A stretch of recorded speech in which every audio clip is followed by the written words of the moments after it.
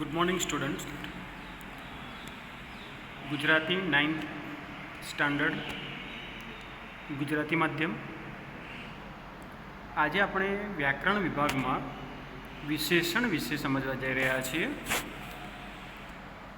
વિશેષણ સમજતા પહેલાં મેં અગાઉ સંજ્ઞા, જોડણી વગેરેના વિડીયો મૂકેલા છે, એ આપી જોયા હશે. તો તેમાં મેં વાત કરેલી હતી કે વાક્યમાં આવનારા પદ એ કોઈકને કોઈક રીતે તેની ઓળખ ધરાવતા હોય છે. એમાંનું એક પદ, 10 પદની મેં વાત કરેલી, એમાંનું એક પદ એ વિશેષણ. સંજ્ઞાને સમજ મેળવી લીધી એટલે આપણને વિશેષણ આપોઆપ એકવાર સમજ્યા પછી એ ઓટોમેટિક સમજાઈ જતું હોય છે. તો કેવી રીતે વિશેષણને ઓળખવું પરીક્ષાલક્ષી, કેવી રીતે વાક્યમાં સુંદરતા લાવી વિશેષણ દ્વારા, આ બધું જ એના પ્રકારો સહિત આપણે સમજવાનું છે. તો શરૂ કરીએ. વિશેષણ, એની વ્યાખ્યા. વિશેષણ એટલે વિશેષતા બતાવનાર. હવે વિશેષતા બતાવનાર આપણે તો કહી દીધું, પણ આપણને પ્રશ્ન એ થાય કે વિશેષતા કોની બતાવવાની? તો તેનો જવાબ છે સંજ્ઞાની વિશેષતા. દાખલા તરીકે હું એમ કહું કે હોશિયાર વિદ્યાર્થી,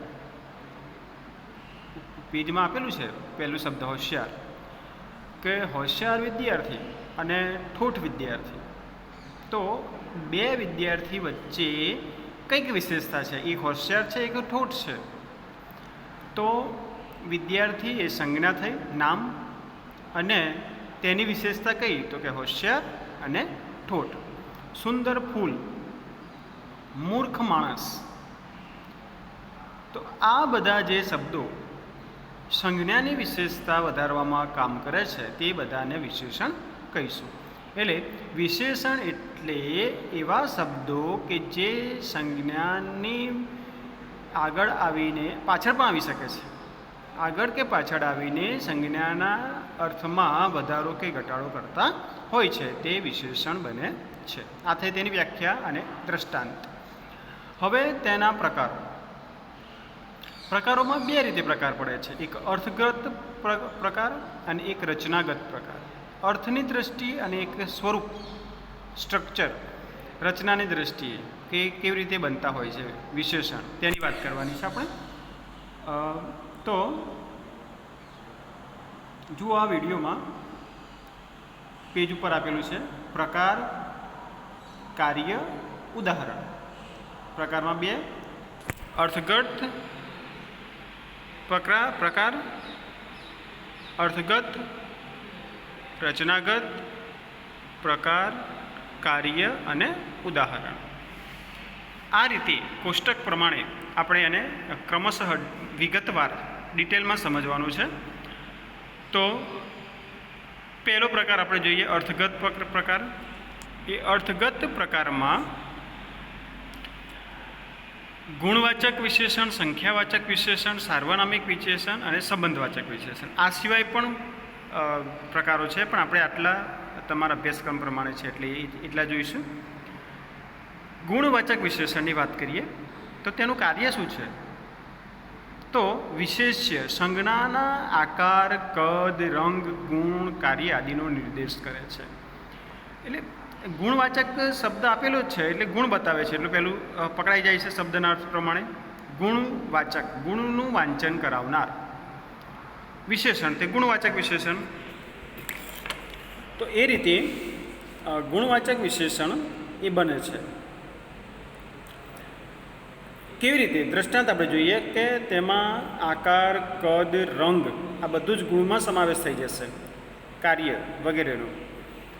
ગોળ, પૃથ્વી ગોળ છે એવું કહીએ છીએ આપણે ત્યારે આપણે એ પૃથ્વીની વિશેષતા બતાવી કઈ? તેનું ગોળ હોવું. ગોળ મટોળ ગોર મહારાજ, મોટે ભાગે એવું બનતું હોય છે. તો ગોળ મટોળ વિશેષતા. કોણ? તો ગોર મહારાજ. એ સંજ્ઞાની વિશેષતા છે, વ્યક્તિવાચક સંજ્ઞાની વિશેષતા છે. કાળું ભમ્મર વાદળ, વાદળ એ સંજ્ઞા થઈ અને કાળું ભમ્મર એ વિશેષણ થયું. ચાલાક શિયાળ, શિયાળ કેવું? ચાલાક. એટલે જે તે સંજ્ઞાને આપણે કેવું શબ્દ પૂછીએ, પ્રશ્ન કેવું શબ્દથી પ્રશ્ન પૂછીએ ત્યારે આપણે એનું વિશેષણ પકડાઈ જતું હોય છે. એટલે ચાલાક શિયાળ, શુભકારી વ્યક્તિ, શુભ ઈચ્છતું હોય, આ એક્ઝામ્પલ છે. તો આ રીતે ગુણ, મોટો ઓરડો, આકાર બતાવ્યો, કદ બતાવ્યું, વધુ પાણી, વધુ પાણી કેટલું? વધુ કેવું? રંગની વાત કરી, કાળું. ગુણમાં ચાલાક, નિર્દોષ, દયાળુ, હોશિયાર, મૂર્ખ, પ્રામાણિક, આ બધા ગુણો છે. તો એ બધા ગુણવાચક વિશેષણ તરીકે ઓળખાય છે. બીજો પ્રકાર સંખ્યાવાચક વિશેષણ. નામ પ્રમાણે સંખ્યાનો નિર્દેશ કરે છે. હવે કઈ કઈ સંખ્યા? તો ક્રમિક સંખ્યા, માત્રાસૂચક સંખ્યા, આશ્રયવાચી સંખ્યા. હવે માત્રાસૂચક એ પ્રમાણવાચકમાં પણ આવી જાય છે, એટલે એને સાથે લઈ લીધું છે. પ્રમાણવાચક વિશેષણ, પ્રમાણ એટલે માપ, જથ્થો બતાવે છે. માત્રા કેટલું એ અર્થમાં. તો પહેલો ક્રમ સંખ્યાવાચકમાં જોઈ લઈએ. 1, 2, 3, એક વિદ્યાર્થી, બે વિદ્યાર્થી, એક ટેબલ, એક બેન્ચ, એક શાળા, બે શાળા. તો એ શું થયું? સંખ્યાવાચક વિશે. શાળા કેટલી? 2. કેટલી? 1. બરાબર. પછી એમાં ક્રમિક સંખ્યા, પહેલો નંબર, આ વિદ્યાર્થીનો પહેલો નંબર આવેલો છે, તે વિદ્યાર્થીનો પહેલો નંબર આવેલો છે, તે વિદ્યાર્થી પ્રથમ ક્રમે છે, પ્રથમ, પહેલો, બીજું, ત્રીજું. તો એ ક્રમિક સંખ્યાવાચક વિશેષણ બન્યા. માત્રાસૂચકમાં ખૂબ, તદ્દન, અત્યંત, થોડું, આ એના એક્ઝામ્પલ, ઉદાહરણ છે.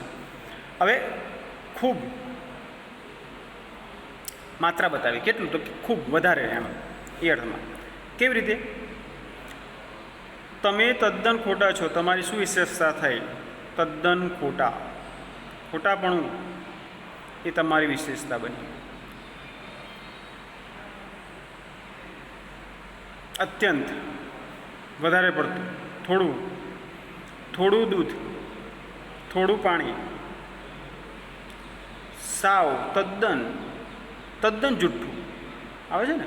તો એ અર્થમાં એ વિશેષણ બને છે. આશ્રયવાચક, આશરે, લગભગ, જે ચોક્કસ નથી હોતું તેવા શબ્દો એ આશ્રયવાચી સંખ્યાવાચક વિશેષણમાં આવે છે. આપણે કહીએ ને કે લગભગ કેટલા વાગ્યા હશે? તો ઘડિયાળ કે મોબાઈલ ફોન ન હોય, આપણને સમય જોઈ ન શકતા હોય, ત્યારે શું કહીએ? લગભગ 2 કે 3 થયા હશે. ક્યારે? એ આશ્રયવાચી. ઇતિહાસની ઘટનાઓને આપણે જ્યારે એની સાલવારી ખબર ન હોય ત્યારે શું કહીએ છીએ? લગભગ. પ્લાસીનું યુદ્ધ માનો કે થયું છે, તો શું કહીએ? આપણને 1757 યાદ ના હોય તો લગભગ, એમ કે 1757ની આસપાસ. તો આ આશરે, લગભગ, આસપાસ એ દરેક શબ્દો આશ્રયવાચી સંખ્યાવાચક વિશેષણ તરીકે ઓળખાય છે. ત્યાર પછી સાર્વનામિક વિશેષણ, પુરુષવાચક અને સમયવાચક વગેરે વિશેષણોનો એમાં સમાવેશ થાય છે. કેવી રીતે તે જોઈ લઈએ.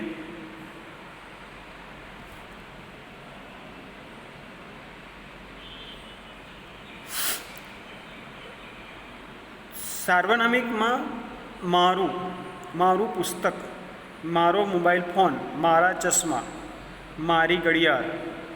તો ઘડિયાળ કોની? મારી. એ સર્વનામ બતાવે છે. મારું, મારું, પહેલાં સર્વનામ સમજવું પડે આના માટે કે સર્વનામ કોને કહી શકાય. ત્યાર પછી સાર્વનામિક પર આવીએ કે સર્વનામ એટલે જે શબ્દ નામની જગ્યાએ પ્રયોજાય છે. નામ એટલે સંજ્ઞા, અને સંજ્ઞાની જગ્યાએ જે પ્રયોજાય છે તે સર્વનામ બનશે. એટલે નામ સર્વનામ. કોઈ વ્યક્તિનું નામ હોય મહેશ, મહેશ જઈ રહ્યો છે, એની જગ્યાએ આપણે કહીએ કે તે જઈ રહ્યો છે. તો મહેશની જગ્યાએ આપણે કયા શબ્દનો ઉપયોગ કર્યો? તે. તો તે શું થશે? સર્વનામ. તે, આ, પેલું, પેલી, પેલું, અમે, તમે, બરાબર. તો આ બધા જ સર્વનામ થશે અને એ સર્વનામ વિશેષણ તરીકે આવતા હોય ત્યારે એ સાર્વનામિક વિશેષણ બને છે. મારું, તેમનું, કોનું, ક્યારનું, બરાબર. એટલે એ પુરુષવાચક અને સમય બંનેનો એ નિર્દેશ કરે છે. ત્યાર પછી સંબંધવાચક વિશેષણ. સંજ્ઞા પછી નોની, નુનાસ એ જેવા સંબંધવાચક પ્રત્યયોનો ઉપયોગ થાય અને વિશેષતા આવે ત્યારે તે સંબંધવાચક વિશેષણ બને છે. કેવી રીતે? કારની ઝડપ. કારની, કાર એ સંજ્ઞા છે, ઝડપ એની વિશેષતા છે. કયા સંબંધથી જોડાયેલા છે? ની. ઝડપ કોની? એમ પ્રશ્ન. કારની. તો આ સંજ્ઞા અને વિશેષણ વચ્ચે સંબંધવાચક સંબંધ હોય છે ત્યારે એ સંબંધવાચક વિશેષણ બને છે. બારણાનો રંગ. ક્લિયર? તો આ રીતે એ સાર્વનામિક વિશેષણ. તો આ રીતે વિશેષણના પ્રકાર જોયા આપણે: ગુણવાચક, સંખ્યાવાચક, સાર્વનામિક અને સંબંધવાચક. પરીક્ષામાં તમારે બે રીતે પૂછાતું હોય છે: ઉદાહરણ પરથી પ્રકાર બતાવવાનો અથવા પ્રકાર પરથી ઉદાહરણ બતાવવાનું, ઓળખાવાનું. એ રીતે પ્રશ્ન પૂછાતો હોય છે. હવે રચનાગત પ્રકારમાં જોઈએ તો રચનાગત પ્રકારમાં બે પ્રકાર પડે છે: એક વિકારી વિશેષણ અને એક અવિકારી વિશેષણ. હવે વિકારી વિશેષણ પેલો શબ્દ જ આપણે લગભગ પહેલી વાર સાંભળ્યો હશે એવું બને. તો વિકારી, અવિકારી. તમે કોઈ જગ્યાએ પણ સાંભળ્યું હશે કે વિકાર પામવું. વિકાર એટલે પરિવર્તન, અવિકાર એટલે અપરિવર્તન. આ એનો સરળ અર્થ છે વ્યાકરણની ભાષામાં સમજવા માટે, વ્યાકરણને સમજવા માટે. વિકારી એટલે પરિવર્તન પામવું અને અવિકારી એટલે પરિવર્તન ન પામવું. તે અંગ્રેજીમાં કહીએ આપણે તો ચેન્જેબલ અને ઇનચેન્જેબલ. તો જે ચેન્જ થાય છે, બદલાય છે, તે વિકારી, નથી બદલાતું તે અવિકારી. આટલું આપણે યાદ રાખીશું. હવે એને સમજીએ તો વિશેષ્યના લિંગ વચન અનુસાર બદલાય. બદલાવાની વાત આવી, એ વિકારી બનશે. અને વિશેષ્ય પણ સમજવું પડે. વિશેષણ, વિશેષ્ય. દાખલા તરીકે મેં વાત કરી અગાઉ કે હોશિયાર વિદ્યાર્થી. તો હોશિયાર એ વિશેષણ છે અને વિદ્યાર્થી એ સંજ્ઞા છે. તો સંજ્ઞા જે બને છે તે શું થશે? વિશેષ્ય. એટલે હોશિયાર વિદ્યાર્થી, એમાં હોશિયાર વિશેષણ અને વિદ્યાર્થી વિશેષ્ય. વિશેષણ વિશેષ્ય સંબંધ હોય છે બે વચ્ચે. તો અહીંયા વિશેષ્ય એટલે શું? સંજ્ઞા. ક્લિયર? તો વિશેષ્ય એટલે સંજ્ઞા અને એના લિંગ વચન અનુસાર જે બદલાય છે તે વિકારી, અને વિશેષણ, વિશેષ્ય એટલે કે સંજ્ઞાના લિંગ વચન અનુસાર બદલાતું નથી તે અવિકારી. હવે ઉદાહરણ દ્વારા જ સમજીએ કે વિકારી કેવી રીતે અને અવિકારી કેવી રીતે. તો કાળી સાડી, કાળા વાળ, મોટો છોકરો, મોટું મકાન. આ ચાર ઉદાહરણ આપેલા છે. હવે સાડી એ સ્ત્રીલિંગ છે, નારી જાતિ છે. તો નારી જાતિની આગળ કાળી એ પણ નારી જાતિ જ વિશેષણ આવેલું છે. વાળ કેવા? તો એ પુરુષવાચક છે, પુલ્લિંગ છે. તો કાળા પણ એ પુલ્લિંગ વાચક. એટલે કે લિંગ બદલાયું તો વિશેષણ પણ બદલાયું. છોકરો કેવો? તો એક વચન છે, પુરુષવાચક છે. તો મોટો, મોટા છોકરો નહીં બોલતા આપણે, બોલીએ છીએ મોટું છોકરો, એવો નહીં બોલતા. મોટું છોકરું, મોટા છોકરાઓ, મોટી છોકરી, રી છોકરી તો મોટી, છોકરો તો મોટો. એટલે જેમ સંજ્ઞા બદલાય એમ વિશેષણ પણ બદલાય છે. મોટું મકાન, મોટા મકાન એવું નહીં બોલતા. ક્લિયર? તો સંજ્ઞા વિશેષ્યના લિંગ વચન અનુસાર બદલાય તે વિકારી વિશેષણ અને ન બદલાય તે અવિકારી વિશેષણ. આજની એક સરળ સમજ. હવે અવિકારી વિશેષણના ઉદાહરણ જોઈ લઈએ કે સફેદ સાડી. સફેદ વાળ, સાડી અને વાળ બંને લિંગ વચન પ્રમાણે બદલાયું છે, છતાં પણ વિશેષણ બદલાયું નથી. એને શું કહીશું? અવિકારી વિશેષણ. હોશિયાર વિદ્યાર્થી, હોશિયાર વિદ્યાર્થીઓ, હોશિયાર વિદ્યાર્થીની. ક્લિયર? હોશિયાર એ હોશિયાર જ રહેશે. હોશિયારો, હોશિયારી એવું થતું નથી. એટલે એ શબ્દને અવિકારી વિશેષણ તરીકે ઓળખવામાં આવે છે. 3 છોકરા, 3 મકાન. છોકરા બહુવચન છે, મકાન બહુવચન છે, પણ 3 એ 3 જ રહે છે. ત્રણો, ત્રણા એવું થતું નથી, એટલે અવિકારી વિશેષણ એ બને છે. ક્લિયર? તો આ થઈ વિશેષણની વાત. વિશેષણ એટલે વિશેષતા બતાવનાર. કોની? તો સંજ્ઞાની અને તેના પ્રકાર. અર્થગત અને રચનાગત બે રીતે એના પ્રકાર પડે છે. અને એમાં પણ ગુણવાચક, સંખ્યાવાચક, સાર્વનામિક અને સંબંધવાચક. રચનાગતમાં વિકારી અને અવિકારી વિશેષણ બને છે. તો આ એની સમજ. હવે તમે એની મેળવી લીધી હતી, તો પરીક્ષા માટે આ તમારે જરૂરી છે. ના સમજાય તો પૂછી શકો છો. Thank you.